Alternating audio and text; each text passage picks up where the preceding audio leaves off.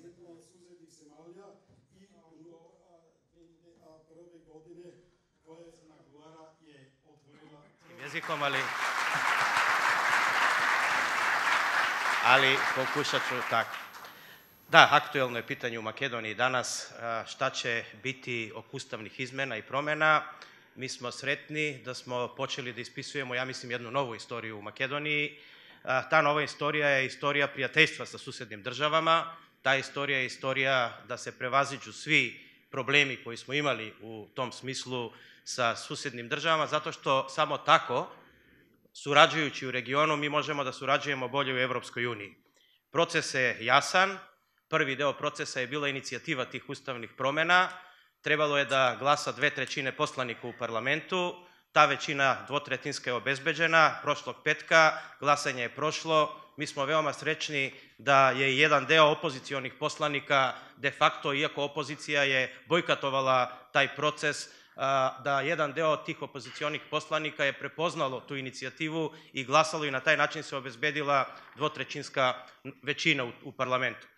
U tom smislu sljedeći koraci su, znači, da se raspravlja oko tih amandmana u kojima će, nadamo se, uključiti se i opozicija i mislimo da će se konstruktivno ti amandmani formulisati u interes države, u interes građana i da na kraju proces će ponovo završiti sa glasanjem u parlamentu negde u januaru mesecu. Ponovo je potrebna dvotrećinska većina i nadamo se da će ta većina biti proširena sa većim brojem poslanika koji imamo sad u ovom trenutku.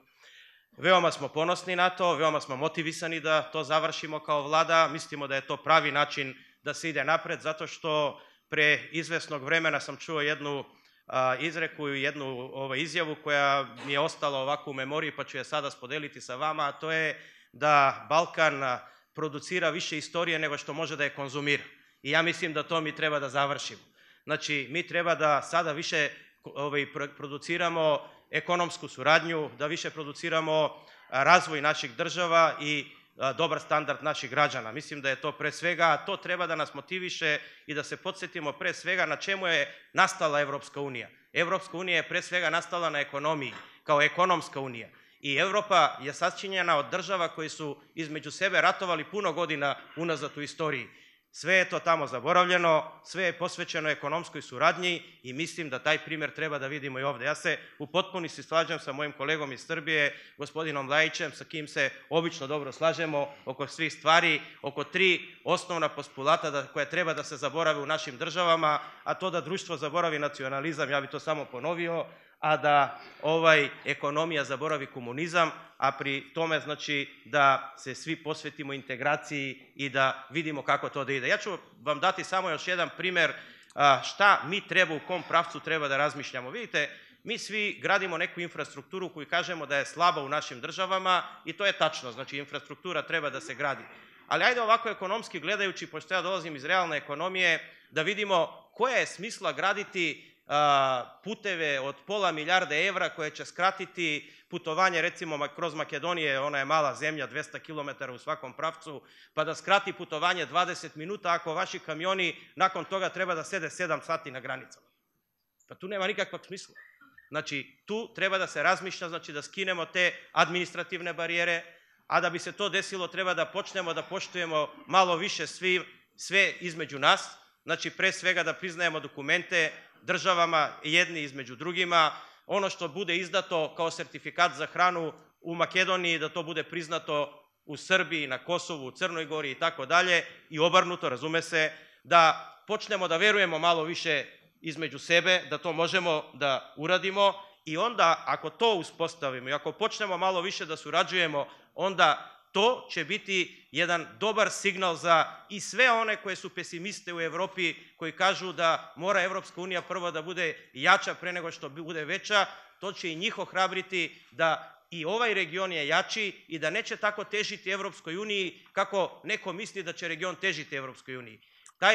Evropska unija mora da prihvati i shvati da je Balkan deo Evropske unije i ovi zadnji, znači, zadnje izjave koje smo čuli u Evropskoj uniji, da su oni posvećeni proširenju Evropske unije i da Zapadni Balkan treba da bude deo toga, to je ohrabrujuće i mislim da i sav pesimizam koji ide u tom pravcu će nestati ako mi počnemo između sebe malo više surađivati.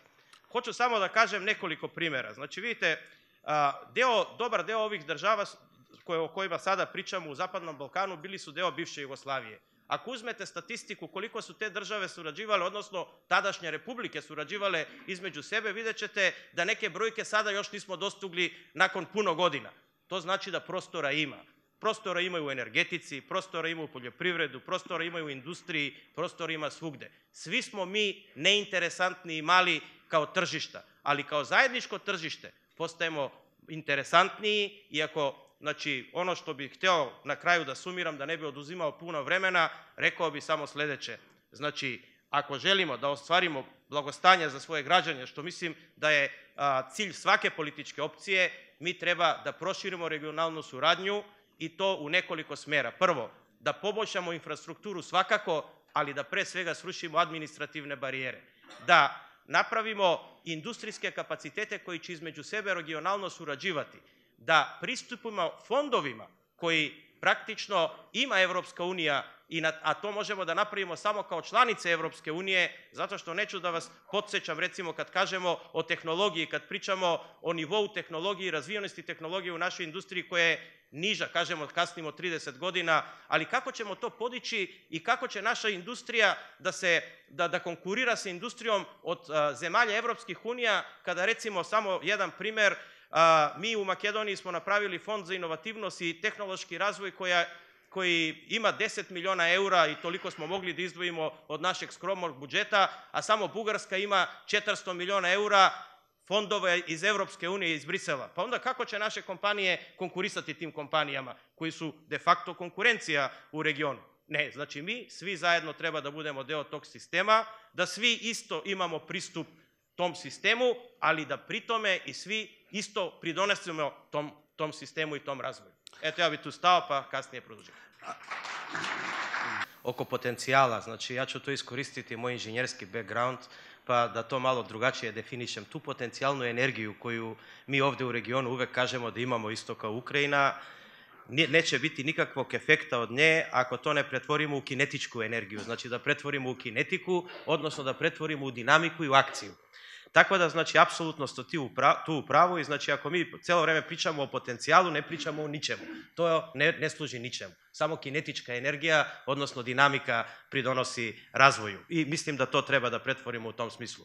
Ja ću oko berlinskog procesa biti malo konkretniji u pričanju. Znači, berlinski proces ja vidim kao korisan od dva aspekta. Prvo je politički aspekt, a drugo ekonomski, finansijski aspekt.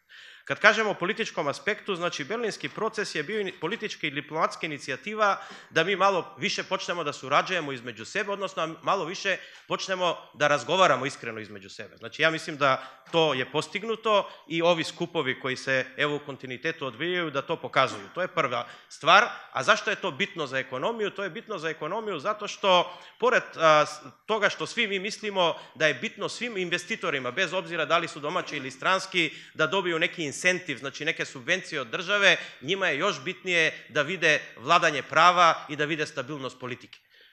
Upravo ovi razgovori, upravo taj commitment, znači ta posvećenost ovoj regionu u tu suradnju, to pokazuje stabilnost investitorima i to njih ohrabruje bez obzira u koju državu oni dolaze. Znači, tako da mislim da to je ovako politička dimenzija tog berlinskog procesa. Međutim, svakako postoji finansijska dimenzija berlinskog procesa, a to je tačno u okviru West Balkan Investment Fund, znači to je ovaj fond formiran u okviru te inicijative koji omogućava da vi dobijete grantove do 20% od vaših infrastrukturnih projekta.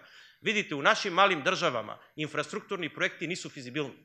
Znači, kad vi krenete da radite infrastrukturni projekt, železnička linija, autoput i da vidite koja je frekvencija auta na tim putevima, vi ćete vidjeti da tu nema fizibilnost koja bi bila, znači, isplatljiva na osnovu bankarskih kredita koji će biti u nekom određenom roku. Onda tih 20% subvencija povećavaju fizibilnost tih projekta i onda oni postaju više atraktivni za finansijere kao što su prisutni u našem regionu, bez obzira da li je to EBRD, World Bank ili Evropska investiciona banka, i praktično na taj način pomažu da se ta infrastruktura izgradi. Zašto je ta infrastruktura bitna i pored administrativnih barijera koji svakako treba da otpadnu? Ja sam malo pre rekao, a reći ću to preko primjer Makedonije. Recimo, Makedonija vam je dobro povezana na pravcu sever-jug. Tu imamo dobru železnicu, imamo dobar autoput, to je sve pušteno u pogon. Ali na pravcu istok-zapad to nije dobro. I to je koridor 8 koji tačno treba da se uradi u okviru te inicijative ili da ta inicijativa pomogne da se to uradi. Recimo, vidite vam, Sofija i Tirana su vam udaljeni iz Skoplja 250 km, a vi sada nemate uopšte železničke komunikacije između ta tri glavna grada, direktna, a autoputem, odnosno putevima, to nisu autoputevi, putevima koji danas postoje, treba putujete 5 sati.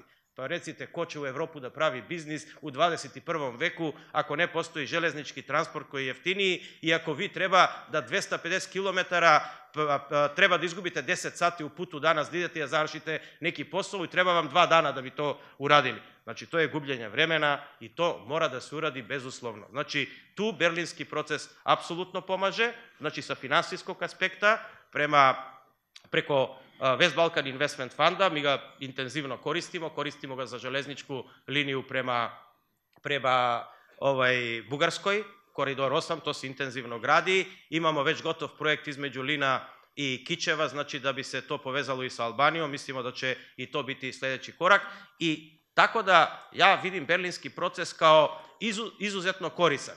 I ono što samo hoću da podvučem na kraju, ne možemo mi na Balkanu i u našim državama čekati da će neko s polja doći sa čarobnim štapićem da nam reši sve probleme. Dovoljno je što nam pomaže. Znači, a ovo nam definitivno pomaže, a sve ostalo pa treba malo i sami da se potrudimo. Predsjednik je u zalasku drugog mandata, on praktično, njegov mandat ističe na proleće. Ja mislim da će cela zajednica, celo opštestvo, znači, biti posvećeno kad se vidi koji je izazov ispred nas i koje će biti pridobivke iz tog procesa. Mislim da će većina oko toga da raste i mislim da će predsjednik prepoznati tu većinu i na kraju prihvatiti ono što je realnost za Makedoniju i što je kvalitet za budućnost njegovih građana. Vidjet ćemo kako će taj proces teći, mi smo veoma optimisti, a na kraju krajeva, eto kako smo rekli, taj mandat ističe na proleće, pa i zato ima rješenje. Ja hoću da kažem 2 aspekta koje mislim da su bitna. Jedan je aspekt financija, znači tu nema čarobni štapić, mi moramo našim ljudima obezbediti malo bolji standard življenja u našim državama ako želimo da oni ostanu tamo. Ali ima jedan drugi aspekt.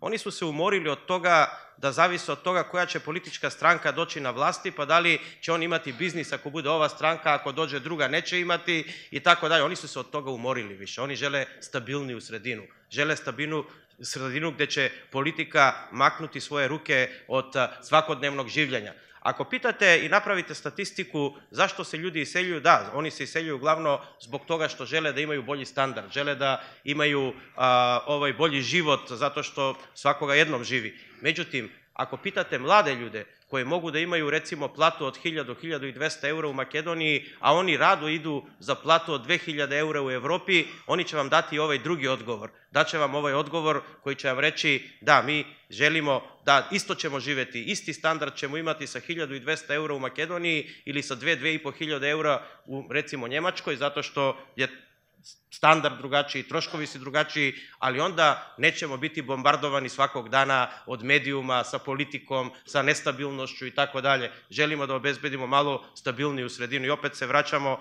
na ista pitanja. Vi možete, da, imamo porodične pakete, a to su uglavnom, znači, pre svega za mlade ljude koji mogu da apliciraju u raznim fondovima koji smo stvorili da bi dobili sredstva da otpočnu svoje biznise. Vidite, mnogo je bitno našim ljudima da napravimo 2 iskoraka, pogotovo za mlade ljude. Ja sve pričam za mlade ljude, zato što se oni iseljavaju. Sigurno se ne iseljavaju ljudi već na moje uzrasti od 50 godina, znači malo manji od mene. Znači, tako da, hoću reći, njima treba dve stvari. Znači, prvo treba da promene mentalitet. Znači, mentalitet da ne budu zaposleni u državi, nego da stvaraju svoje biznise. Ali kad imaju takav mentalitet, onda treba neko da im pomogne sa parama da bi to mogli da urade, zato što bez pare, samo sa moralnom pomoći, ništa se ne dešava. I zato, znači, paralelno malo rad na mentalitetu i malo pomoć države i fondova na da oni imaju svoj početni kapital da bi mogli da kreiraju svoje biznise. Zato što samo tako i danas, ako uzmete i Nemačka, da, mi znamo za velike koncerne, Siemens i tako dalje, međutim, i njemačka ekonomija počiva na porodične kompanije, ako uzmete uglavnom. Te porodične kompanije počeli su da se stvaraju pre 100 godina, to kod nas treba sada da počne da se stvara. Počelo je pre 20 i treba da se i dalje stvara i da ima kontinuitet. Evo, ja ne bih dužio više, ali mislim da je to otprilike pravac u kom treba se ide.